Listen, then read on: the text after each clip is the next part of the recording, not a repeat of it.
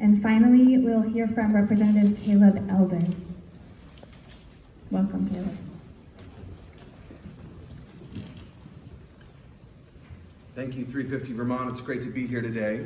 My name is Caleb Elder. I represent the Addison 4 District along with Mari, the towns of Bristol, Lincoln, Moncton, and Starksboro. And I have introduced a piece of legislation in collaboration with a coalition called H320. It is a bill to reform our renewable energy standard.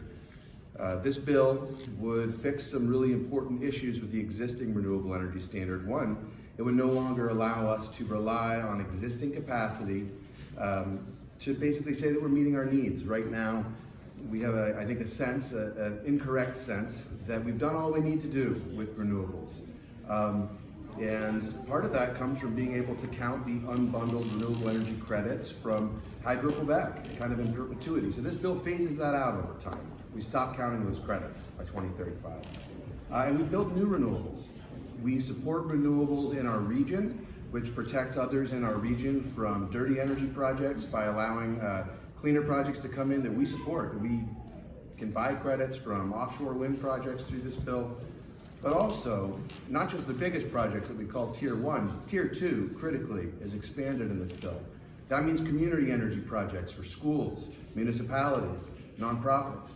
That means projects for small commercial businesses, our local businesses who want to invest in this economically advantageous and environmentally critical technology. So H320 is a path forward. It is a reform to the problematic status quo with unbundled RECs in the state that will drive our utilities and our whole state to a higher level of electrification with renewables. When we talk about electrifying transportation and home heating, we're talking about tripling our electric grid over the course of 20 years.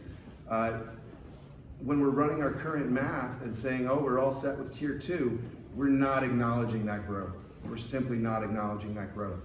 So we need to actually consider that moving towards renewables is not revenue loss for the utilities. Actually, this transition amounts to revenue gain, because even as you put in 10 kilowatts of solar, if you add 2 electric cars, if you add a heat pump, you're going to be using more net energy. So this is not a zero-sum game where the utilities are on the losing end. This is economic development that's critical to our state. And by investing in Tier 2, we also support housing and other critical construction needs by growing those industries.